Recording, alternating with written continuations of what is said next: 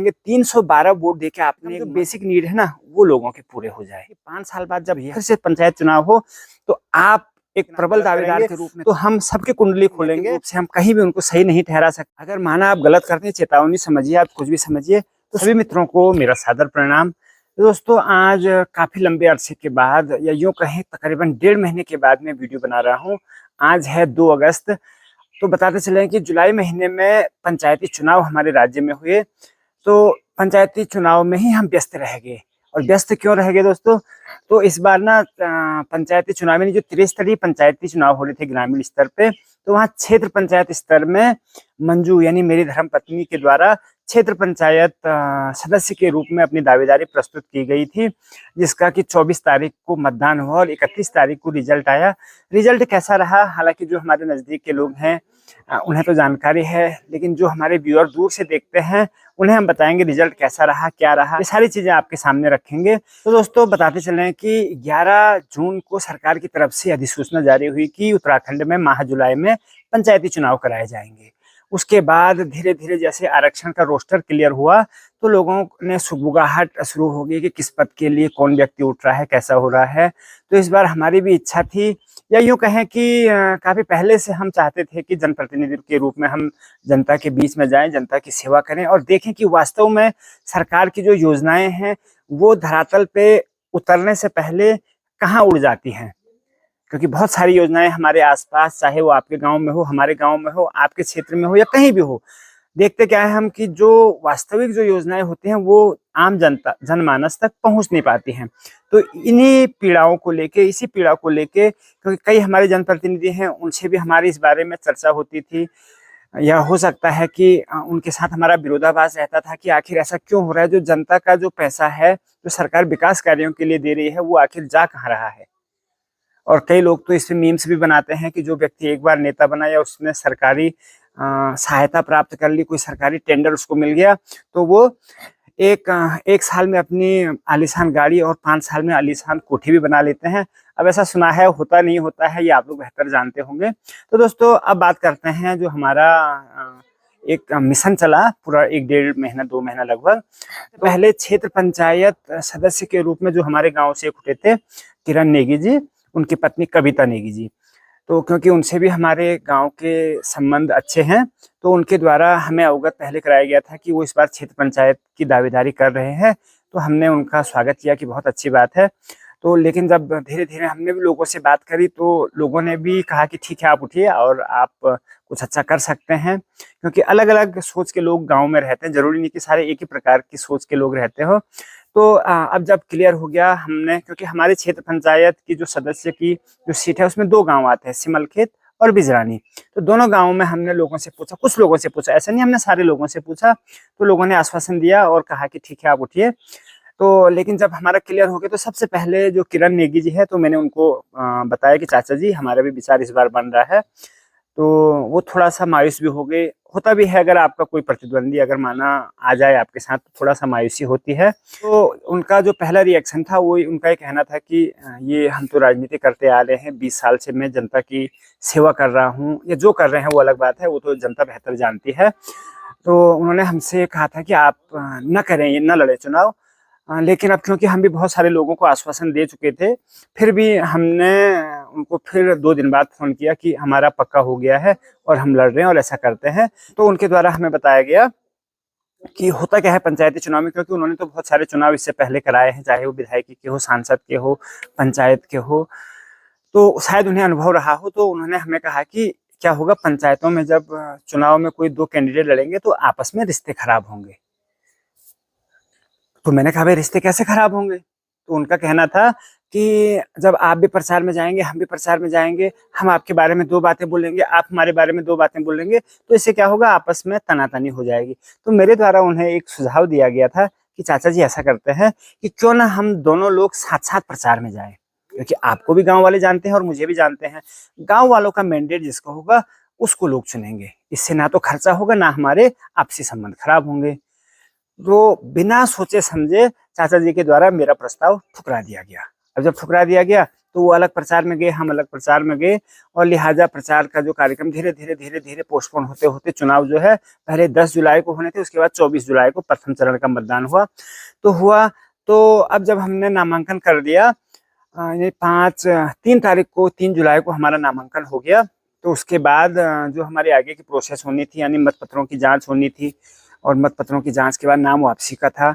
तो उसके बाद चाचा जी, यानी जो हमारे प्रतिद्वंदी कह सकते हैं, जो अगले प्रत्याशी थे, उनके द्वारा हमारे नाम पर आपत्ति डाल दी गई कि इनका आप विभिन्न कारण जो भी रहे होंगे कि आप इनका खारिज कर दीजिए। तो फिर हमको टेंशन हो गई, भाई एक तो पहली बार हम राजनीति में आ रहे हैं और पहली बार में ही आपत्ति आ गई। हम तो चाह रहे थे कि ठीक है, एक स्वच्छ मतदान हो गांव में, लोगों का मैंडेट हो और एक अच्छी सरकार बने हमारे गांव की। लेकिन जब आपत्ति आ गई तो थोड़ा सा एक कहेंगे जो कड़वाहट जो रिश्तों में आनी, वहां से शायद मुझे लगा कि हमें बुरा लगा, क्योंकि अब व्यक्तिगत नाम से अगर ऐसी कोई आपत्ति डालेगा अच्छा नहीं लगता। कि जहां आप एक तरफ कह रहे थे कि आप भी मेरे भाई हो, तो मैं तो ये कहता हूँ, अगर मेरा छोटा भाई अगर कहता कि मैं चुनाव लड़ रहा हूँ और मैं भी अगर तैयारी कर रहा होता तो मैं तो वहां से अपना क्विट कर लेता, कहता हाँ छोटे भाई आप लड़ो। तो ये भाई भाई मेरे को लग रहा है केवल अपने स्वार्थों के लिए है, दिखाने के लिए है।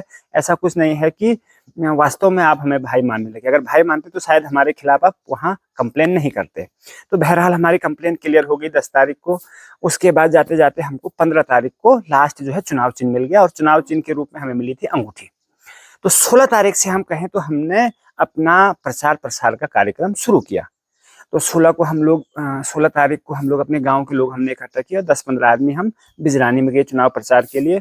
17 को फिर, क्योंकि हमारे ग्राम सभा तकरीबन 16-17 छोटे बड़े तोख है इसमें, जो कि मोड़गेर से लेकर नवाण और उसमें पांडवा खाल, परसारा गांव पूरा और बुकलियाड़ी तक, तो बहुत बड़ा तोख है। यानी अगर आप घूमेंगे भी और खासकर कम से कम 10-15 आदमी आपके साथ जा रहे हो तो आपको एक दिन में आप कवर नहीं कर सकते। तो 3 से 4 दिन हमारे पूरे गांव भ्रमण में लगे। लोगों को हमने अपनी बात रखी, साथ ही साथ हमने लोगों को एक बात रखी कि पिछले 5 साल से जो क्षेत्र पंचायत के जितने भी काम हमारे यहाँ आए ना, वो हमारे चाचा जी, यानी जो हमारे जो दूसरे प्रत्याशी थे, उनके पति के द्वारा किए गए। लेकिन क्या किया गया, उनका विकेंद्रीकरण न करके केंद्रीकरण किया गया। क्योंकि 6 महीने पहले, दोस्तों एक छोटी सी बात है, हो सकते हैं और भी काम हुए हो जिनकी हमें जानकारी ना हो, लेकिन 6 महीने पहले 4 सोलर लाइट ब्लॉक प्रमुख यानी क्षेत्र पंचायत की तरफ से हमारे गांव में आए थे। तो वो 4 लाइट मालूम केवल और केवल खास आदमियों को दिए गए। मैं आदमियों का नाम आज नहीं लूंगा, क्योंकि हो सकता है फिर पहले माहौल खराब ना हुआ हो, लेकिन हालांकि आचार संहिता समाप्त हो चुकी है, लेकिन 4 लोगों को दी गई दोस्तों। और सुनने में आया कि एक पानी की टंकी बनी है हमारे गांव में, जिससे कि केवल 2 से 3 लोग पानी पीते हैं, जबकि 2 से 2.5 लाख की वो टंकी, और उससे पूरा गांव यानी कम से कम एक बाखली जिसमें कि 10, 15, 20 परिवार रहते हैं, वो पानी पी सकते हैं। तो क्या ये कहाँ का इंसाफ हो रहा है, और कहाँ सरकारी पैसों का सदुपयोग हो रहा है? जिस पैसे को पूरे गांव को वितरित होना चाहिए वो केवल हो रहा है कुछ लोगों को, कुछ अपने लोगों को। अब वो सोलर लाइट जहाँ लगी है वो तो उजाला कर ही रहे होंगे, लोग देख भी रहे होंगे, हालांकि बोलने की हिम्मत किसी में नहीं है। तो धीरे धीरे जब हमने ये बातें लोगों को रखी कि हम जब भी अगर हम सत्ता में आए तो हम प्रयास करेंगे कि विकेंद्रीकरण करने का। गढ़वाल में एक किस्सा है, गढ़वाली भाषा में हमने एक किस्सा सुना है कि एक तिल का दाना कहते हैं कि 7 बहनों ने बांट दिया। तो क्या अगर 1 लाख रुपए, 2 लाख रुपए या 5 लाख रुपए आपको मिलते हैं, तो क्या उसको हम अपने 17 तोपों में नहीं बांट सकते हैं? बांट सकते हैं ना। तो इस सोच को लेके हम चले थे। फिर हमें लोगों ने बोला कि यार दिनेश, तुम्हारे पास तो नौकरी है, तुम इतने रुपए तनख्वाह ले रहे हो, तुम्हें क्या जरूरत है इसमें? तो हमने ये बात भी लोगों के सामने क्लियर करी कि भाई देखो, हम यहाँ कमाने के लिए नहीं आ रहे हैं, और हो सकता है कि अगर हम इस पद में आए तो अपने ही कुछ पैसा हम लगा के लोगों को दे और कुछ योजनाएं इस प्रकार की लाए जिससे कि लोगों को हेल्प मिल सके। तो ये बातें हमने लोगों तक करी थी। तो धीरे धीरे चुनाव प्रचार का हमारा कार्यक्रम, और हमारा जो चुनाव प्रचार का कार्यक्रम था वो चला 16 तारीख से 22 तारीख तक, और 22 तारीख को हमारा चुनाव जो है प्रचार जो है थम गया। तो 22 तारीख की बात है, अपने नजदीकी गांव पुराना लोगा में गया 4 बजे लगभग। तो गांव वालों से मिलते मिलते, यानी प्रचार के लिए नहीं गए थे हम, 2 लोग गए थे केवल। तो वहां पे क्या हुआ, होते होते तकरीबन 6:30 से 6:45 का समय हो गया था। तो दोस्तों सच बताऊं ना, एक्चुअली हम किसी के निमंत्रण के अलावा आज तक किसी भी बाखली में, किसी अन्य गांव में ऐसे रहे नहीं है।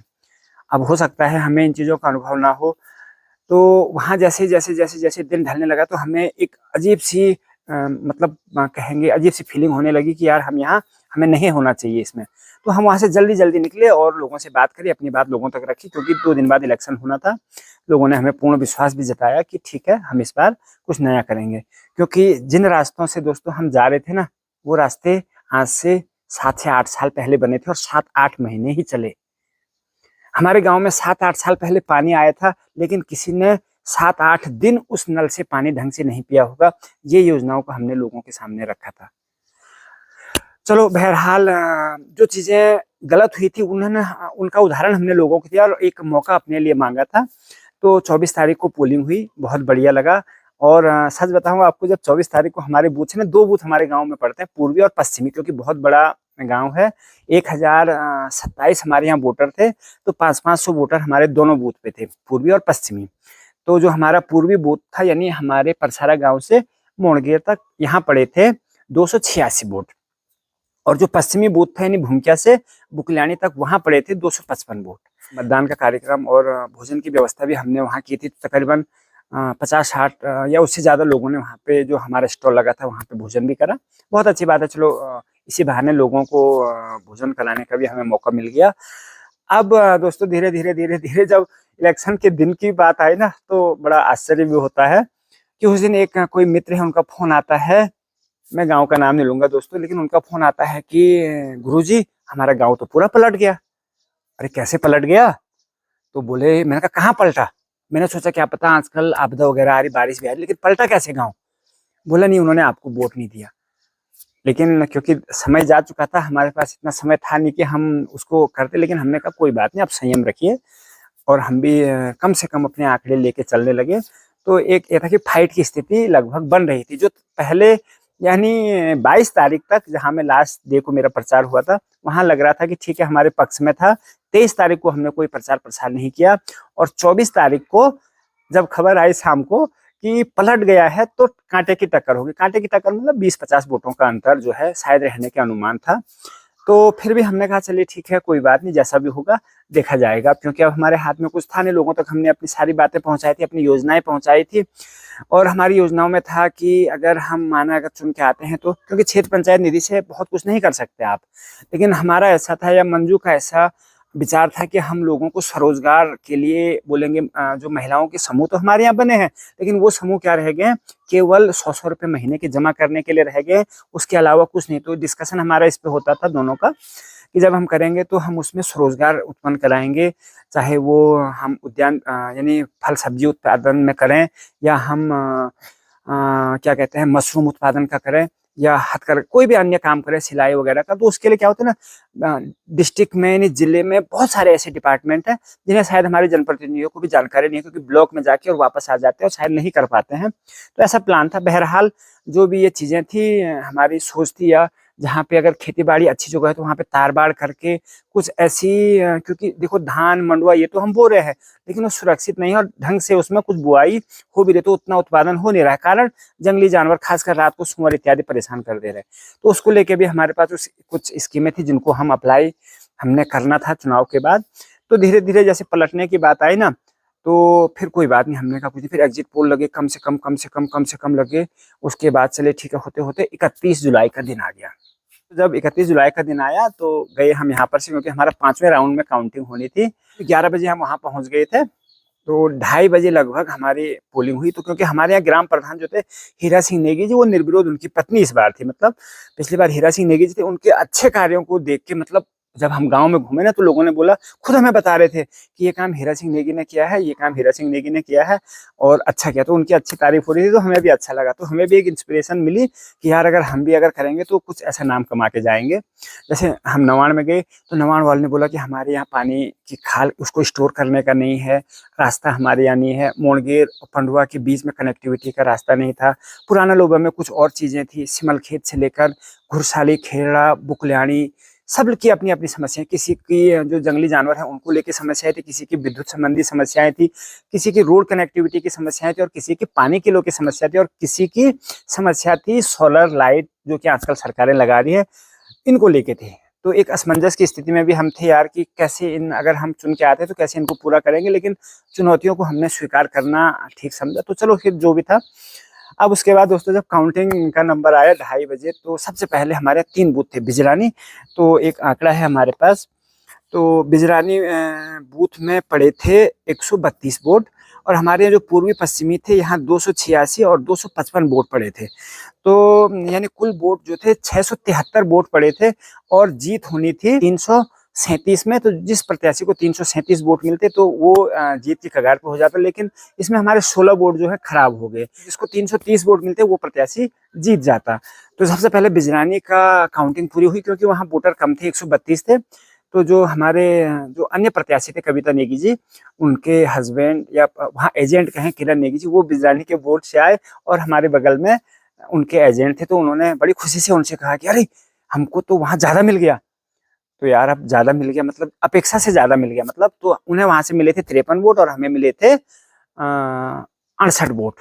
अब वो 53 को भी ज़्यादा समझ रहे थे और हम 68 को भी कम समझ रहे थे, क्योंकि हमें उम्मीद थी वहाँ लगभग 90 वोट मिलने की, क्योंकि वहाँ कुछ मतलब था वहाँ पे हमने लोगों के बीच में गए थे साधारण तरीके से 2 से 3 बार लोगों को कन्विंस किया था कि हम करेंगे कुछ।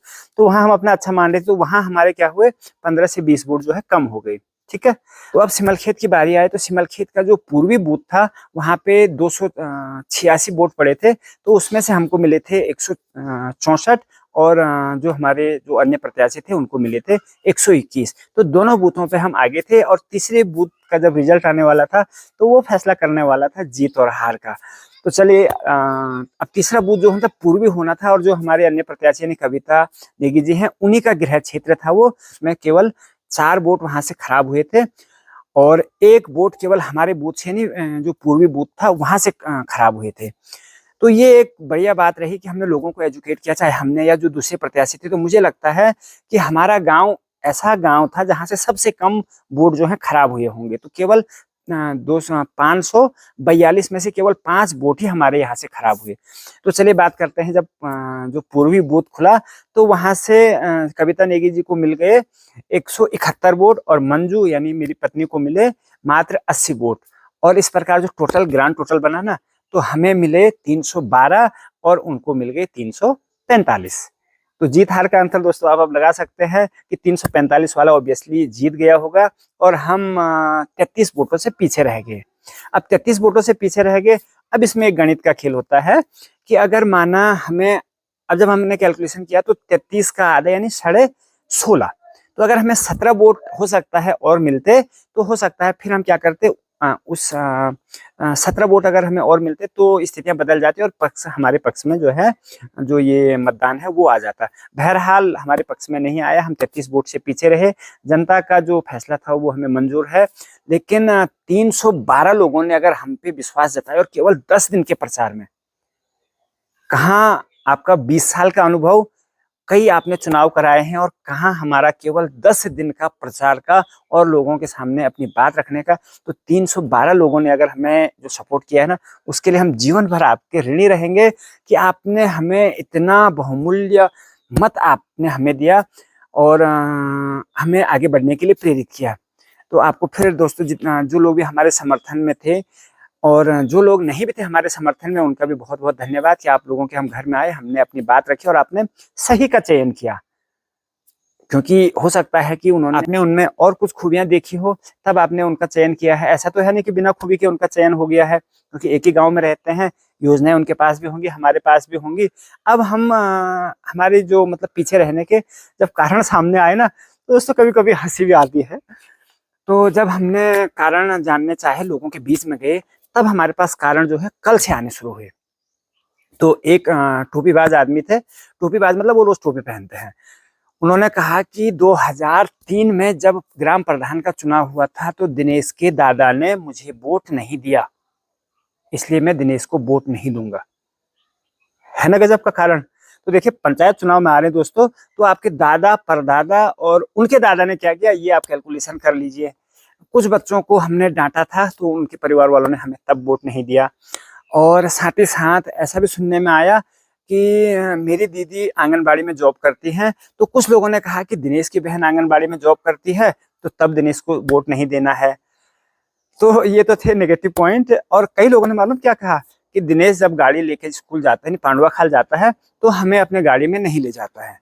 तो ये दोस्तों, क्योंकि मेरी गाड़ी में 5 लोग आते हैं भाई, और जब भी मैं जाता हूँ 3 तो मेरे यहाँ पे भाई बहन बैठे रहते हैं, तो जितने भी लोग आते हैं मैं मैक्सिमम लोगों को ले जाता हूँ, लाता हूँ। और भविष्य में भी ऐसा ही करूंगा, क्योंकि देखो इन चीज़ों से हमारा व्यवहार जो है प्रभावित नहीं होने वाला है। तो ये हो गए हमारे हार के कारण। और इसके अलावा हमारी गलतियाँ, या जिनको हमने समझा कि नहीं होता है, हमने समझा कि सावन का महीना चल रहा है और शायद मुर्गा पार्टी हम किसी को नहीं दे पाए, और लोगों को मुर्गा पार्टी पसंद थी तो लोग हमसे नाराज हो गए। और भी जो कुछ कारण रहे होंगे, हो सकता है कुछ और कारण रहे। और सबसे एक जो आकर्षण का केंद्र रहे, एक जोड़ा रहा हमारे गांव का। तो वो जोड़ा, हालांकि नैतिक रूप से हम कहीं भी उनको सही नहीं ठहरा सकते, और ना ही उनके सुपुत्र को नैतिक रूप से हम सही ठहरा सकते हैं। व्यक्तिगत टिप्पणी नहीं है ये, लेकिन जब आपने कुछ ऐसी बातें कही हमारे दिल पे लगी है, तो हम उसका प्रत्युत्तर दे रहे हैं। तो इस प्रकार का जो जोड़ा था, वो हालांकि हमारे परिवार के भी नज़दीक था, लेकिन हम उन्हें कुछ नहीं कहेंगे। और उनका भी बहुत बहुत आभार जो उन्होंने हमारे बारे में सोच रखी। और बहरहाल हमारे पूरे गांव की जनता को बहुत बहुत आभार, धन्यवाद। और आपने एक बात और कहेंगे, 312 वोट देके आपने एक मजबूत विपक्ष तैयार किया है। 5 साल में हम मॉनिटरिंग करेंगे, ये देखेंगे कि आपके द्वारा दिया गया मत का सही प्रयोग हो रहा है, नहीं हो रहा है हमारे पंचायत स्तर में। और अगर नहीं हो रहा होगा तो आपके द्वारा हमें वो शक्ति दी गई है कि हम उसको देखें, अगर गलत हो रहा है तो उसका विरोध करें। तो जो भी लोग चयनित होकर आए हैं हमारी ग्राम सभा में, आप लोग भी प्यार से, कान खोल के नहीं, प्यार से सुन लीजिए। हमारा विनम्र निवेदन है, आपसे आग्रह है कि कृपया जनता का अगर कोई काम ऐसा होता है तो उसको आप बहुत बढ़िया ढंग से आगे बढ़ाइएगा, विकास करिएगा, ताकि 5 साल बाद हम जब जाए गांव में तो वहाँ हमें पक्के रास्ते मिले, वहाँ हमें लाइट मिले, वहाँ पानी की व्यवस्था मिले। तो कम से कम जो बेसिक नीड है ना, वो लोगों के पूरे हो जाए। तो ये हमारा आपसे विनम्र आग्रह रहेगा। और इसके अलावा, हाँ, अगर माना आप गलत करते हैं, चेतावनी समझिए, आप कुछ भी समझिए, तो सूचना अधिकार ऐसा तंत्र है ना, जो कि अच्छे अच्छों की कुंडली खोल देता है। तो हमें उसका प्रयोग करके आपको मतलब जो गलत करेगा, अगर आप सही कर रहे हैं तो आपके लिए हम आपका स्वागत करेंगे, लेकिन आप गलत करेंगे तो हम सबकी कुंडली खोलेंगे, और इसके लिए जिम्मेदार आप होंगे, हम नहीं। और बाकी जो लोग अब जानना चाह रहे थे कि क्या हुआ पंचायत चुनाव का, तो पंचायत चुनाव का हाल ऐसा रहा। लेकिन एक बात है, 20 साल का अनुभव उनके काम आया। और 20 दिन का जो हमने एक मुहिम, 10 दिन का जो मुहिम था वो हमने चलाई, और बहुत अच्छा मार्जिन हमने किया। तो ये जनप्रतिनिधियों को भी सीखना है, जनता को भी सीखना है कि 20 साल या 30 साल रह के कुछ नहीं होता है। होता है जनता के बीच में अपनी आवाज़ पहुंचा के उनको अप्लाई करने का, और साथ ही साथ विकास कार्यों को सही रूप से करने का। अगर आप अपनों को ही फायदा देंगे तो 20 साल क्या, आप 200 साल भी रह जाएंगे, तभी भी आप लोगों के दिल में अपनी जगह नहीं बना पाएंगे। तो लोगों के दिल में अपनी जगह बनाइए। लोगों ने आपको मौका दिया है, केवल और केवल अपने लोगों तक फायदा न पहुंचा के पूरे गांव में उसका फायदा पहुंचाएगा, ये आपसे विनम्र आग्रह रहेगा। और उम्मीद करते हैं कि 5 साल बाद जब फिर से पंचायत चुनाव हो, तो आप एक प्रबल दावेदार के रूप में तो हो भी हो, लेकिन हम भी अगर वहां पे अपनी दावेदारी करें तो हम भी इन मुद्दों को लेकर वहां न जाएं, और नए मुद्दे लेके जाएं। क्योंकि तब तक जो मुद्दे अभी गांव में थे, ये मुद्दे शायद आप क्लियर कर चुके होंगे। तो इसी उम्मीद के साथ दोस्तों, कल से हम अपना मतलब जो डेली ब्लॉगिंग का है, वो हम अपना वो कार्यक्रम शुरू करेंगे, क्योंकि बीच में बहुत व्यस्तता हो गई थी, ब्लॉगिंग आप तक नहीं पहुंच पा रही थी। तो अब उम्मीद करते हैं कि हम जो अपनी पहाड़ी लाइफ स्टाइल है वो आपको दिखाने का प्रयास करेंगे। और आपका प्यार और प्रेम इसी प्रकार हमें प्यार आशीर्वाद मिलता रहे। और मिलते हैं आपको। और बीच में अगर इस प्रकार की कोई बात होगी तो आप तक हम पहुंचाते रहेंगे छोटी छोटी वीडियो के माध्यम से। तब तक के लिए नमस्कार, धन्यवाद।